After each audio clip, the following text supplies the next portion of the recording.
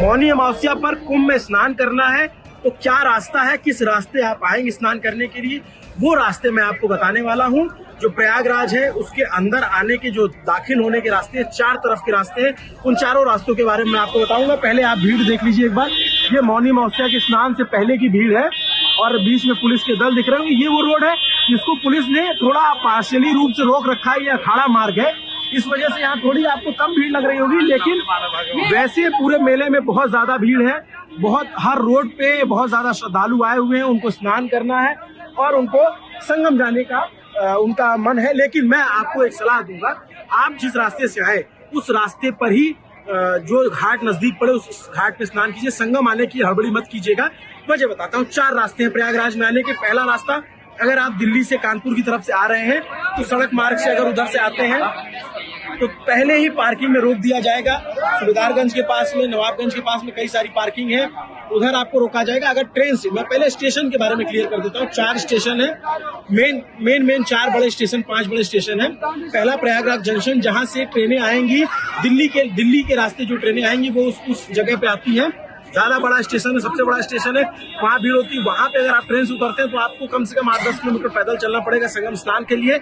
उसके बाद जो दूसरा रास्ता, दूसरी दिशा है, वो एमपी की तरफ से, रीवा की तरफ से, मिर्जापुर की तरफ से अगर लोग आते हैं तो उनके लिए छिवकी रेलवे स्टेशन है। जो बॉम्बे से ट्रेनें आती हैं वो छिवकी रेलवे स्टेशन पर रुकती है, तो वहां पर अगर आपको, वहां से आप उतरते हो तो वहां से आपको पैदल आना पड़ेगा।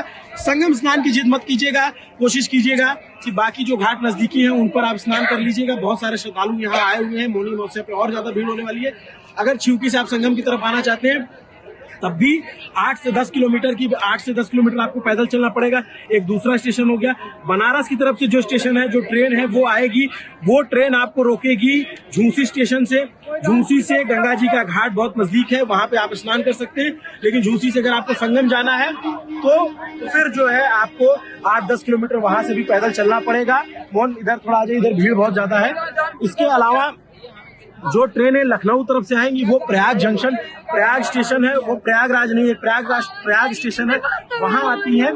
वहां से भी आपको संगम के लिए 7-8 किलोमीटर पैदल चलना पड़ेगा। ये एक तीसरा रास्ता हो गया। और जो बनारस से आती है वो झूसी, मैं आपको सारे रास्ते बता चुका हूँ। झूसी स्टेशन है, प्रयागराज जंक्शन है, छिवकी स्टेशन है और प्रयाग जंक्शन है। एक जो सबसे निकटतम संगम से जंक्शन है प्रयाग जंक्शन, उसको प्रयाग संगम, उस स्टेशन का नाम प्रयाग संगम, लेकिन उसको बंद कर दिया जाएगा। मौनी अमावस्या पे बहुत ज्यादा भीड़ है। स्नान के बाद हनुमान जी का जो मंदिर है वहां दर्शन करने के लिए बहुत भीड़ लगती है, इसलिए उस मंदिर को भी फिलहाल के लिए बंद किया गया है, क्योंकि बहुत ज्यादा भीड़ है। उसको संभाल पाना प्रशासन के लिए भी एक बहुत चुनौती का विषय है। देखिए, पॉन्टून पुल जो बंद किए गए जिसको लेकर बहुत चर्चा हुई, प्रशासन इसकी प्रैक्टिस कर रहा है कि जो श्रद्धालु जिस तरफ है उनको उधर ही स्नान करा दिया जाए। क्योंकि अब आप जैसा अनुमान है 10 करोड़ की भीड़ आना, 10 करोड़ लोगों को संगम में स्नान करा पाना अपने आप में किसी भी प्रशासन, दुनिया के किसी भी प्रशासन के लिए बहुत चुनौतीपूर्ण काम है। इसलिए बहुत सारे पॉन्टून पुल बंद किए गए हैं। 2-4 पॉन्टून पुल ही खोले गए कि वो जिनको बहुत जरूरी है वही इधर उधर आ जा सके।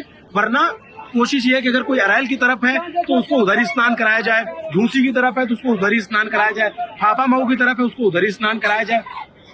अगर कोई दारागंज की तरफ है, जो दारागंज इलाका अगर उधर आ जाता है तो दशाश्वमेध घाट है, आप वहां स्नान कर सकते हैं। लेकिन अगर संगम स्नान करना है और आप चाहते हैं कि आपको मौनी अमावस्या पे पुण्य कमाना है तो बहुत पुरुषार्थ की जरूरत है। जिसके जो बुजुर्ग हैं या फिर जिनके परिवार में ज्यादा उम्र के लोग हैं, अवॉइड कर सकते हैं, क्योंकि पैदल बहुत ज्यादा चलना पड़ेगा। अब मैं आपको दिखाता हूँ कि कहीं जहां पे भी लोग आते हैं वहीं खड़े हो जाते हैं, रुक जाते हैं, बहुत भीड़ है, शाम का वक्त है।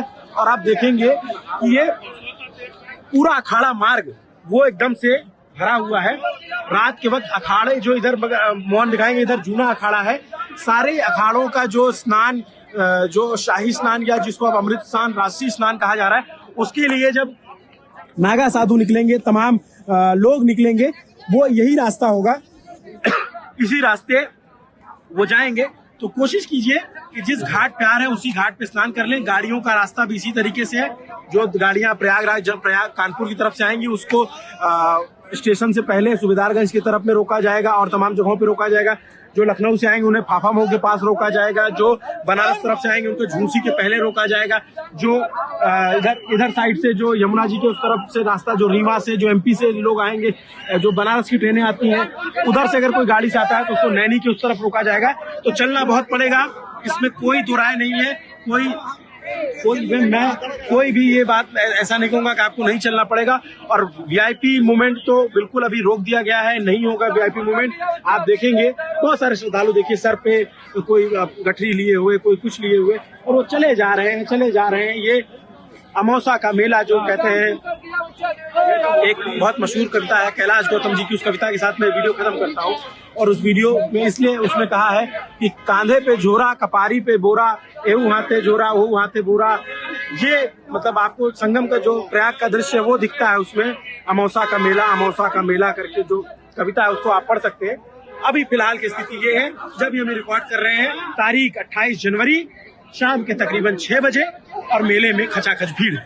नमस्ते, मेरा नाम अभिनव पांडे है, मेरे साथी मोहन ये सब कुछ रिकॉर्ड कर रहे हैं। आपको लल्लन टॉप तमाम जानकारी देता रहेगा, और आप ये मैं गारंटी, ये वादा करता हूँ कि वो शाही जो अमृत स्नान होना है, ऐसी तस्वीरें आपको कहीं नहीं देखने को मिलेगी जो लल्लन टॉप पे देखने को मिलेगी। तो बने रहिए लल्लन टॉप पे। शुक्रिया।